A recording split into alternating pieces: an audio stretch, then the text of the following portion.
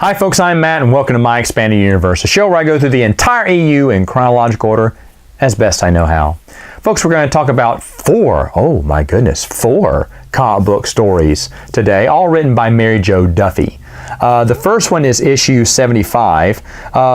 Luke and Leia are finishing up their mission on Escalon, and meanwhile, Lando, Chewie, and the droids, R2-D2 and C-3PO, go to the planet Gamadar, I believe is what it's called, and they are looking for a droid, K3PX, who has imperative information on some very important Imperial plans, and they must find out what those plans are. But egad!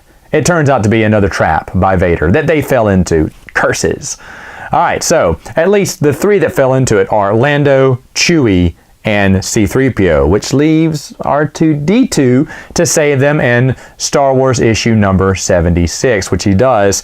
R2 comes to the rescue, and meanwhile, Luke and Leia's storyline on Escalon continues on. They basically jump back and forth. Now in issue 77, after being rescued, Lando, Chewie, and the droids pick back up on their mission to find Han Solo, because why not? It's that time of year now in the comic book issue.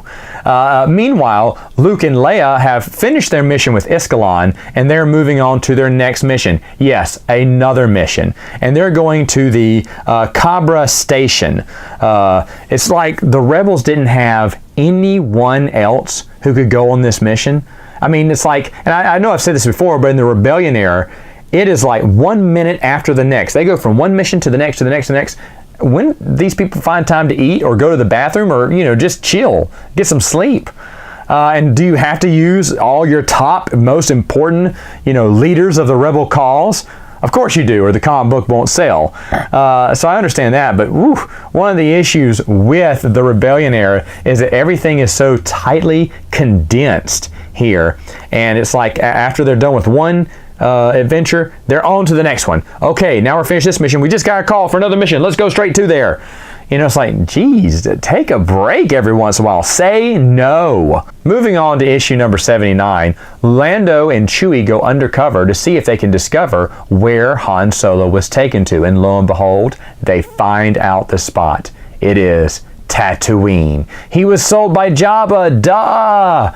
Oh man, why did it take us so long to find this out? Well, because at this time, the Return of the Jedi is about to come out. So they wanted to make sure that met up to the point to where now they know they're at Tatooine. And so a month or I can't remember when this came out, like a month or two before the movie came out. And so now you can watch the movie to see what happens when they go to Tatooine to try to rescue Han Solo. Of course, there is one little adventure that happened previous to that, and we'll be talking about that shortly. But anyway, as the comic books go, again, like I said last time, they did their best on trying to fill in that gap between Empire and Jedi with their hands tied behind their back, because they couldn't do anything big, because you knew Jedi was going to answer all the big questions. So they had to do some side stories in the meantime, and I think they did the best with what they could. Anyway, folks, that's all the time I have for now. See you next time with a very important review that you're probably not going to want to miss.